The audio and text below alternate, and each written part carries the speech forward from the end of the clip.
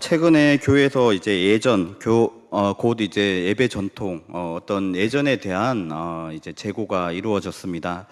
제가 어렸을 때만 해도 사순절을 그렇게 열심히 잘 안 지켰던 것 같습니다. 그리고 뭐 성금요일이라든지, 뭐 물론 부활주일을 지키긴 했지만, 뭔가 성탄절 부활주일 외에 다른 절기들은 그렇게 큰 의미를 안 뒀던 것 같은데, 그런데 이제 교회에서 어떤 예전에 대한 어떤 재발견이 있고 나서부터 사순절도 강조하고 또 고난주간도 지키고 뭐 성금요일 예배도 하고, 이런 예전에 대한 관심이 교회에서 더욱 커진 것 같습니다. 그런데 한 가지 아쉬운 것은 무엇이냐면, 우리가 이제 예수님의 어떤 십자가 고난, 이 사순절에 예수님께서 십자가 고난 당한 것에 대한 묵상은 많이 하지만, 이 부활절 후에, 그 부활절 후에 또 기쁨의 50일이라고 하는 부활 주간이 있습니다. 거기에 대한 관심은 상대적으로 사순절보다 떨어지는 것이 아닌가 하는 생각이 들 때가 있습니다. 부활절은 하루로 끝나는 것이 아닙니다. 예수님께서 부활하셔서 이 땅에 계신 그 40일, 또 오순절 성령 감림 주일, 그 전까지의 50일을 이제 기쁨의 50일이라고 해서 부활 주간으로 보내게 됩니다. 그런데 상대적으로 이제 교회에서는 이 부활 주간을 강조하지 않는 것 같습니다. 사실 개신교회는 카톨릭 교회에 비해서 이 부활을 더욱더 강조하고 있습니다. 사실 카톨릭 교회에서는 방점이 예수님의 고난에 더 찍혀 있습니다.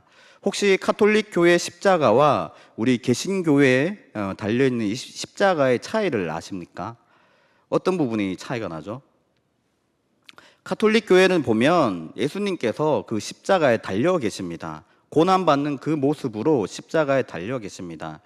그래서 이 십자가상을 흔히 이제 십자고상이라고 이야기를 합니다.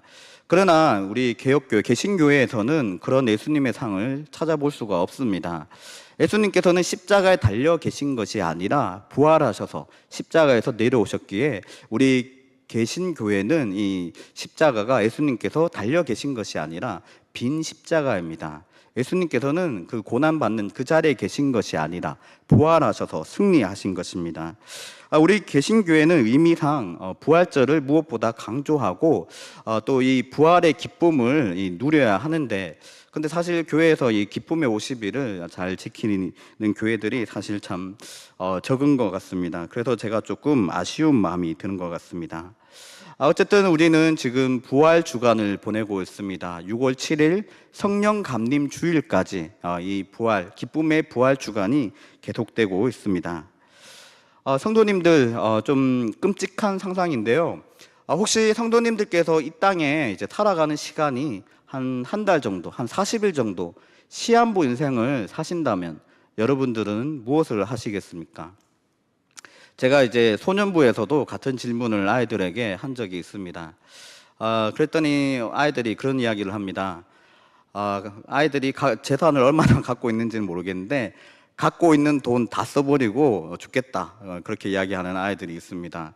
또 아니면 해외여행을 떠나다가 좋은 거 보면서 죽겠다, 아니면 뭐 자기가 하고 싶었던 거 버킷리스트를 하면서 이제 죽겠다, 뭐 그런 이야기들을 합니다. 그러다가 이제 한 아이가 나는 사랑하는 사람들을 보면서 그렇게 마지막 생을 마감하겠다, 그런 아이가 있었습니다.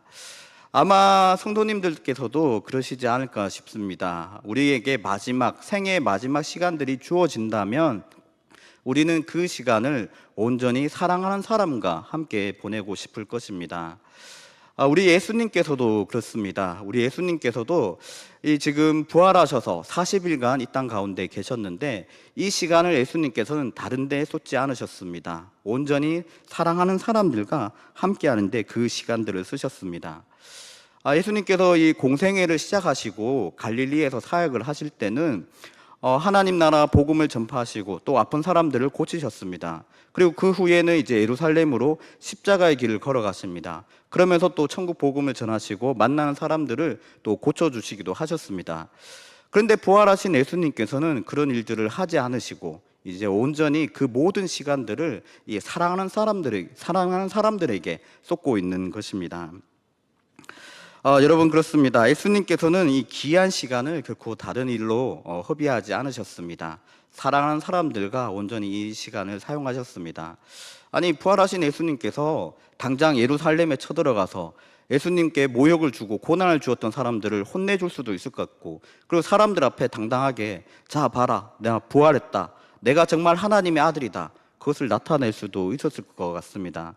그런데 예수님께서는 그러하지 않으셨습니다. 온전히 그 모든 시간들을 이전에 함께했던 사람들에게 쏟고 계십니다.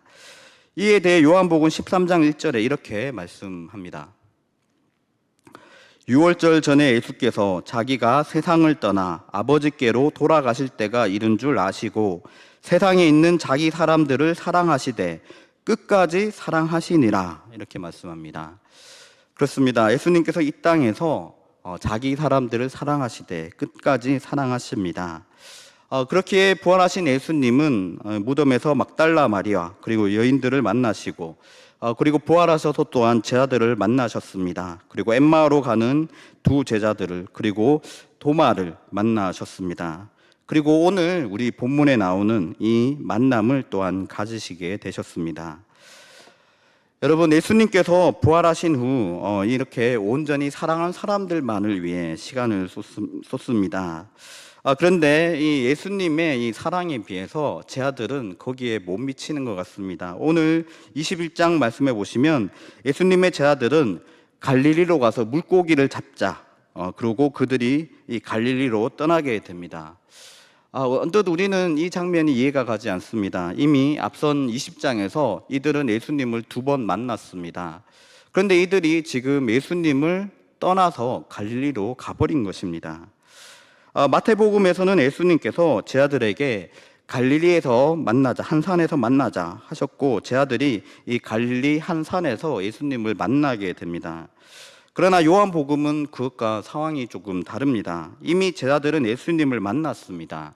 2번이나 만났는데, 그런데 이들이 예수님을 예루살렘에 내버려 두고 그들이 갈릴리로 물고기를 잡으러 가버린 것입니다. 이들은 제자로서의 삶을 버리고 다시 업으로 돌아가 버린 것입니다. 이들은 왜 이렇게 했을까요? 저는 이렇게 생각합니다. 이 제자들이 사실 예수님께서 십자가에 달리셨을 때 예수님을 버리고 뿔뿔이 흩어졌던 자들입니다. 예수님께서 못 박히시는데 이들은 너무나 무능력하고 무기력했습니다. 그리고 비겁하기까지 했습니다. 특히 베드로는 예수님께서 어디로 가시든 자신이 따르겠다, 그렇게 호언장담했던 사람입니다. 그런데 그런 그가 3번이나 사람들 앞에서 나는 예수님을 모른다고 부인을 했습니다. 그런데 그런 그들 앞에 예수님께서 부활하셔서 나타나셨습니다. 그 예수님을 만난 신경이 그들에게 어떠했겠습니까? 아마 볼 낯이 없다, 면목이 없다, 부끄럽다, 그런 마음이지 않았을까 했습니다. 그들 스스로 여전히 예수님의 제자일 수 있는지, 내가 정말 자격이 있는지 아마 그런 생각들이 많이 들었을 것입니다. 그래서 그들은 예수님을 볼 면목이 없기에 예수님을 떠나서 갈릴리로 물고기를 잡으러 떠나가 버린 것입니다. 지난 수요일 담임 목사님께서 이 제자들과 그리고 이 예수님께서 만나는 장면을 설교하셨습니다. 그런데 그때도 이들은 밤새도록 물고기 한 마리를 잡지 못했는데, 근데 오늘 말씀에서도 이들은 물고기 한 마리를 잡지 못했습니다. 정말 이들이 어부가 맞는지 의심이 가는데, 이들은 밤새 물고기 한 마리 못 잡고 지금 허탕을 치고 있습니다. 이런 그들 앞에 예수님께서 나타나십니다. 예수님은 제자들을 쫓아서 이 갈릴리 바다까지 오신 것입니다. 요한복음 13장 1절의 말씀처럼 정말 끝까지 이들을 사랑하신 것입니다. 그런데 이들은 처음에는 예수님을 알아보지 못했습니다. 그러나 예수님의 음성을 듣고는 이분이 예수님이구나, 그것을 알게 됩니다. 예수님은 제자들을 위한 완벽한 캠핑을 준비해 놓으셨습니다. 이 시기는 이제 겨울이 지나 봄이 되는 시기입니다. 그러나 여전히 밤에는 춥습니다. 더군다나 이들은 물고기를 잡느라 밤새 물에서 씨름했습니다. 옷에 물이 젖기도 하였습니다. 추위에 떨고 있는 이들을 위해서 예수님은 따뜻한 불과 그리고 맛있는 음식을 마련해 놓으셨습니다. 그리고 무엇보다 이전에 실패한 제자들을 위한 힐링의 공간을 마련해 놓으셨습니다. 우선 예수님은 이들에게 지금 잡은 물고기를 갖고 오라 말씀하십니다. 9절 말씀에 이렇게 되어 있습니다. 이 제자들이 육지에 올라 보니 숯불이 있는데 그 위에 생선이 놓였고 떡도 있더라, 이렇게 말씀합니다. 예수님께서 이미 불도 피워 놓으셨고, 그리고 그 위에 생선도 있고 떡도 이미 구워져 있습니다. 이미 이 만찬의 자리를 예수님께서 다 준비를 하셨습니다. 그런데 10절에 이렇게 말씀하십니다. 이르시되 지금 잡은 생선을 좀 가져오라 하시니. 아니, 이미 예수님께서 이 생선을 숯불에 굽고 있었는데, 근데 제자들이 지금 잡은 생선을 갖고 오라 말씀하십니다. 왜 예수님께서는 이 물고기를 갖고 오라 하신 걸까요? 예수님께서 준비하신 물고기가 좀 부족해서일까요? 아니면 갓 잡은 물고기가 더 신선하기 때문에 갖고 오라 하신 걸까요? 그렇지는 않다고 생각합니다. 여러분, 주님의 능력은 결코 모자라지 않습니다. 예수님께서는 포도주가 없는 잔치 자리에 포도주를 만드십니다. 그리고 보리떡 5개와 물고기 2마리로 5,000명의 사람들을 먹이십니다. 예수님은 홀로 하나님의 일을 이루실 수 있는 분이십니다. 그 능력이 충분하신 분이십니다. 그럼에도 예수님은 제자들을 부르시고 그 제자들과 함께 동력하기를 원하셨습니다. 그 방법이 미련해 보이고 느려 보이고 번거롭게 보인다 할지라도 우리 주님은 그렇게 하나님의 일을 함께 이루어 가십니다. 예수님께서는 또한 이 제자들이 동력할 수 있는 그 동력의 자리를 또 비워두신 것입니다. 그렇게 제자들이 물고기 잡은 것을 갖고 오라 하신 것입니다. 여러분, 한번 상상을 해보시기 바랍니다. 여러분들의 이제 어린 자녀가 있고, 그리고 여러분들이 이제 저녁 요리를 준비한다고 한번 상상해 보시기 바랍니다. 그런데 아직 고사리 손을 가진 아직 유치원에 들어간 이 어린 자녀가 여러분들을 돕겠다고 이제 나섭니다. 이제 그릇도 준비하고 음식도 나르고, 사실 그 고사리 손이 크게 도움되지는 않습니다. 그러나 부모는 그 어린아이가 하는 그 행동을 유심히 보고 또 흐뭇하게 봅니다. 그리고 그 일을 인정하고 칭찬해 줍니다. 왜 그렇습니까? 그 일들을 통해서 자녀가 배우고 성장하기 때문에 그렇습니다. 우리 주님께서 하신 일 역시 그런 것이 아닌가 합니다. 우리 주님께서는 모든 것을 다 하실 수 있는 분이시지만, 그럼에도 우리가 동참할 수 있는 부분, 그 부분을 남겨두시고 동참하게 하십니다. 홀로 모든 것을 다 하기보다는 함께 동력하기를 원하십니다. 미련해 보이지만 우리 주님의 일하심이 그렇습니다.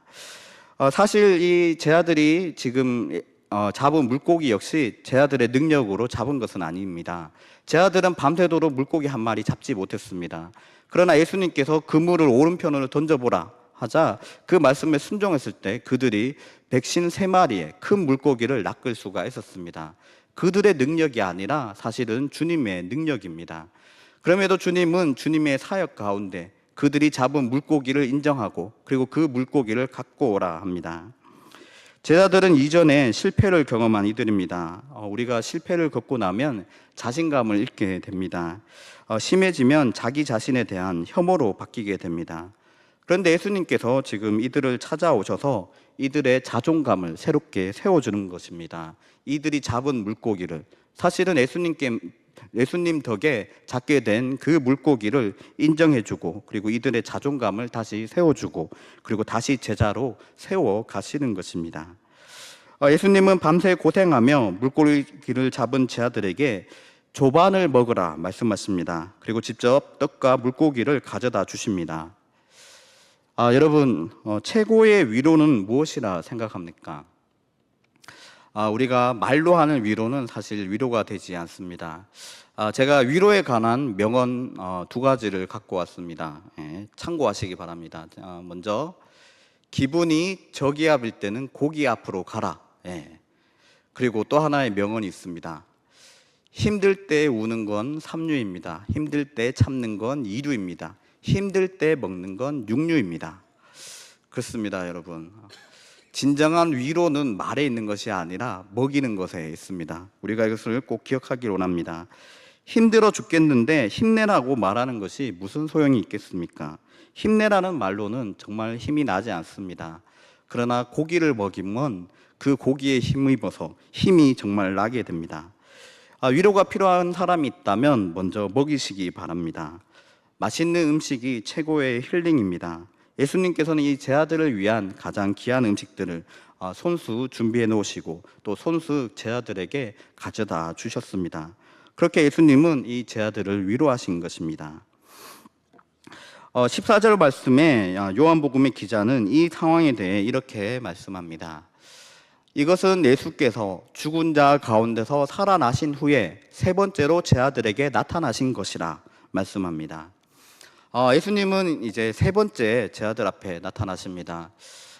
예수님께서 부활하시고 제 아들 앞에 나타나셨고 그 자리에 도마가 없었기에 다시 한번 또 나타나셨습니다. 그리고 제 아들이 갈릴리로 떠나버렸기에 또다시 세 번째로 이 제 아들 앞에 나타나신 것입니다. 참 예수님의 제자들이 징하지 않습니까? 세 번씩이나 예수님을 찾아오게 만들다니. 그런데 이 제자들보다 더 징하신 분이 바로 예수님이십니다. 제자들은 예수님을 떠났지만 예수님은 그들을 포기하지 않으십니다. 끝까지 쫓아와서 그들을 다시 제자로 세우시는 것입니다. 오늘 이 식사의 자리를 다 마친 후에 예수님은 베드로에게 묻습니다. 요한의 아들 시몬아, 내가 이 사람들보다 나를 더 사랑하느냐?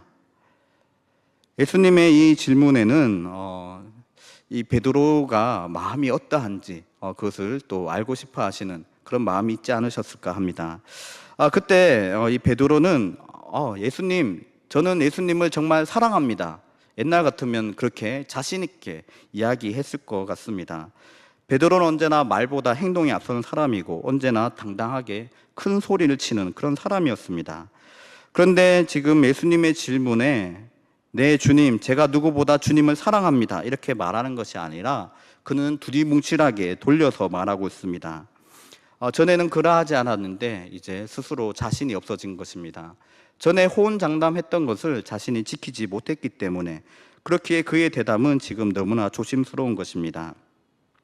자기 마음인데도 그 마음이 진짜인지 어쩐지 내가 그것을 정말 지킬지 어쩔지 자신에게 확신이 없는 그런 대답입니다.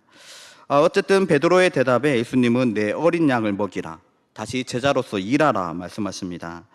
그런데 예수님의 질문은 거기서 그치지 않습니다. 예수님께서 다시 베드로에게 묻습니다. 요한의 아들 시몬아, 내가 이 사람들보다 나를 더 사랑하느냐?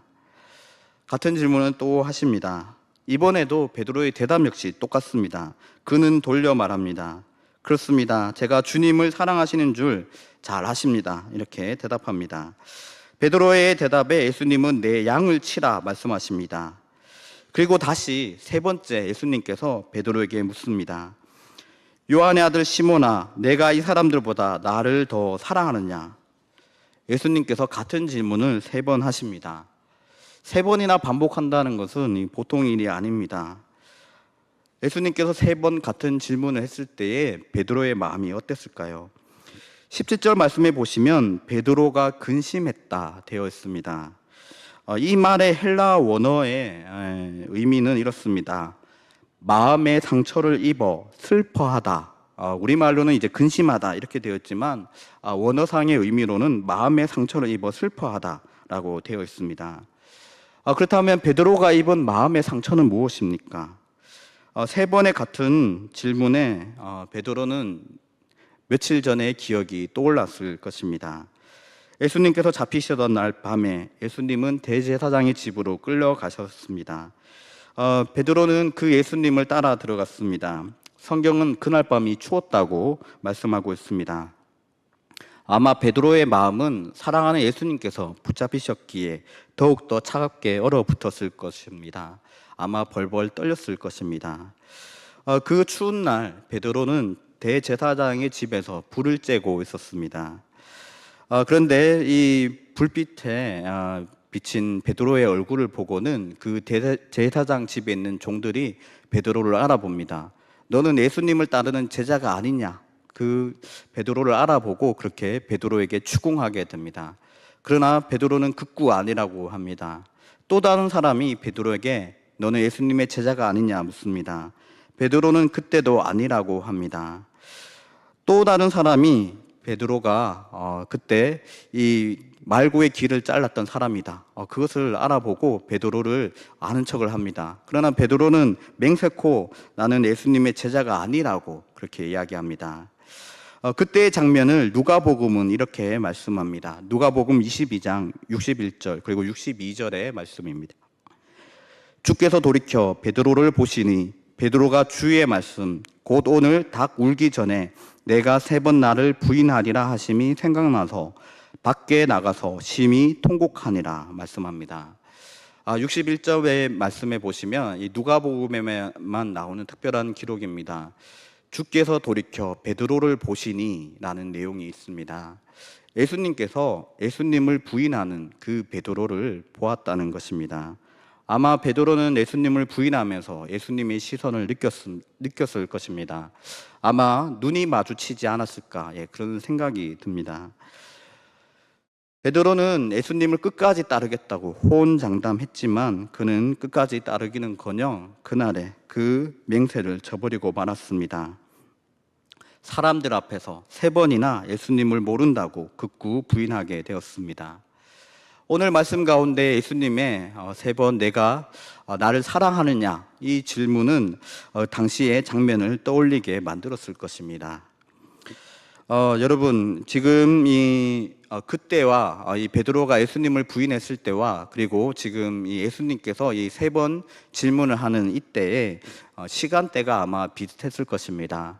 그리고 지금 숯불을 피워놓은 곳에 불을 쬐고 있는 지금 그 환경도 비슷합니다. 이 시간과 환경이 그때와 비슷한 것입니다. 그런데 그 상황 가운데 예수님께서 3번 같은 질문을 하신 것입니다.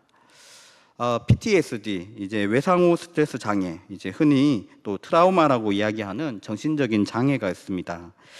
전쟁이나 테러, 천재지변 등으로 이제 극심한 스트레스를 겪은 사람은 그때의 기억이 떠오를 때마다 이제 격한 반응을 일으키게 됩니다. 이제 발작을 하게 되는 것입니다. 그런데 어떤 때 발작을 이제 하게 되냐면 그때의 상황과 비슷한 상황에 처하게 되면 그때의 기억이 선명하게 떠올라서 발작을 하게 된다고 합니다. 지금 베드로가 근심한 이유가 그렇습니다. 그의 마음의 상처는 무엇이냐 하면 바로 예수님을 3번 부인했던 그것입니다. 오늘의 말씀의 상황과 그때의 상황이 유사한 상황입니다. 베드로의 트라우마로 남은 그 기억을 떠올리게 했을 것입니다. 그렇기에 베드로는 근심했습니다. 주님 앞에는 속일 것도 없고 숨길 것도 없습니다. 주님은 다 아시기에 베드로는 근심했던 것입니다. 그렇기에 그는 자신 있게 사랑한다, 주님을 사랑한다 그렇게 말하지 못합니다.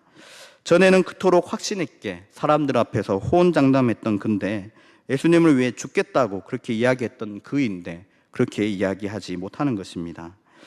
그러나 예수님은 그것으로 되었다 여기십니다. 면목 없다, 자격 없다 여기는 베드로지만 예수님은 그 베드로의 대답에 내 양을 먹이라 말씀하십니다. 예수님은 베드로를 제자로 다시 세워주신 것입니다. 예수님을 3번 부인했던 그 입술로 3번의 사랑 고백을 하게 함으로 또한 그를 회복시키신 것입니다. 베드로는 예수님의 제자로서 포기했지만 예수님은 포기하지 않으셨습니다. 예수님은 베드로를 위로하시고 그를 다시 회복시키십니다. 그리고 그에게 다시 사명을 주십니다. 오늘 19절의 말씀입니다. 베드로에게 이르시되 나를 따르라 하시니 나를 따르라 예수님께서 말씀하십니다. 예수님께서 제자들에게 언제 나를 따르라 하셨는지 혹시 기억나십니까? 예수님께서 제자들을 만나고 그들을 제자로 삼으실 때에 예수님께서는 나를 따르라 말씀하셨습니다. 예수님께서는 다시 베드로에게 나를 따르라 말씀하십니다. 처음 제자를 삼았던 그때처럼 다시 이 베드로에게 나를 따르라 말씀하시고 이 베드로를 제자의 길로 다시 걸어가게 하십니다. 우리 주님은 이렇게 주님의 사람을 결코 포기하지 않으십니다. 주님을 부인하는 그런 큰 죄를 지었다 할지라도 우리 주님은 결코 주님의 사람을 포기하지 않으십니다. 다시 주님의 사람으로 세워 가십니다. 우리 주님은 우리를 포기하지 않고 끝까지 찾아오십니다. 우리 신앙생활 가운데 우리가 신앙의 실패를 겪을 때가 참 많이 있습니다. 때로 내가 원치 않았다 할지라도, 때로 왜 그 순간에 그랬다 했는지 모르겠지만 때로 큰 죄를 짓기도 합니다. 유혹에 빠져서 큰 죄를 짓기도 하고, 또 때로는 반복적인 죄에서 빠져나오지 못할 때도 있습니다. 또 때로는 다른 사람들에게 큰 상처를 주기도 하고, 또 때로 다른 사람들 앞에서 신앙을 부인하기도 합니다. 그렇게 우리는 신앙생활하는 중에 참 많은 실패를 경험합니다. 우리가 그런 순간에 우리 스스로를 참 미워하게 됩니다. 우리 스스로를 참 싫어하기도 하고, 다시 주님 앞에 서는 것이 너무나 부끄러워지는 때가 있습니다. 그러나 우리가 그러한 순간에 기억하길 원합니다. 우리가 스스로를 포기한다 할지라도 우리 주님은 우리를 결코 포기하지 않으십니다. 우리를 끝까지 찾아오시고 끝까지 주님의 길로 걸어가게 하시는 분이십니다. 우리가 그 주님을 기억하길 원합니다. 우리 주님은 우리에게 다시, 또다시, 그리고 또다시 우리를 찾아오시는 분이십니다. 우리가 신앙의 길 가운데 실패한다 할지라도 우리 주님은 결코 실패하지 않으십니다. 우리가 우리의 시선을 우리에게 둘 것이 아니라 우리 주님께 두길 원합니다. 우리 주님을 바라보길 원합니다. 나는 자격이 없지만, 나는 우리 주님 앞에서 우리 주님을 볼 낯이 없지만, 면목이 없지만, 그렇지만 우리가 그 주님을 바라봄으로 나아가길 원합니다. 우리 주님은 우리를 포기하지 않으시기에 우리가 그 주님께 소망을 두고 나아가길 원합니다. 너무나 부끄럽고 송구하지만, 그렇지만 예수님께서 우리를 사랑하시기에 그 사랑에 힘입어서 나아가시는 저와 여러분 되시기를 주님의 이름으로 축원합니다. 기도하겠습니다. 사랑의 하나님, 은혜를 감사드립니다. 우리는 아무것도 아닌 존재인데 이런 우리를 위해 예수님을 이 땅에 보내주시고 그 사랑을 알게 하여 주시고 주님의 사람으로 삼아주셨습니다. 이제 우리가 이 땅 가운데 마땅히 주님의 사람으로 살아가야 하지만 우리의 연약함으로 인해 그러하지 못함을 고백합니다. 죄로 인해 더러워진 내 모습이 부끄럽고 싫습니다. 그러나 주님은 이런 우리에게 찾아오시고 또 오시고 또 찾아오십니다. 그리고 주님의 사람으로 다시 세워주십니다. 그 사랑을 믿고 회개함으로 나아가게 하여 주시옵소서. 다시 일어날 수 있는 힘을 주시고 온전히 주님의 제자로서 회복할 수 있게 하여 주시옵소서. 나를 정죄하는 저 사탄을 바라보지 않게 하여 주시고 여전히 우리를 사랑하시는 그 주님을 바라볼 수 있게 하여 주시옵소서. 언제나 우리와 함께 하시며 우리의 믿음을 지켜주시는 예수님의 이름으로 기도드립니다. 아멘.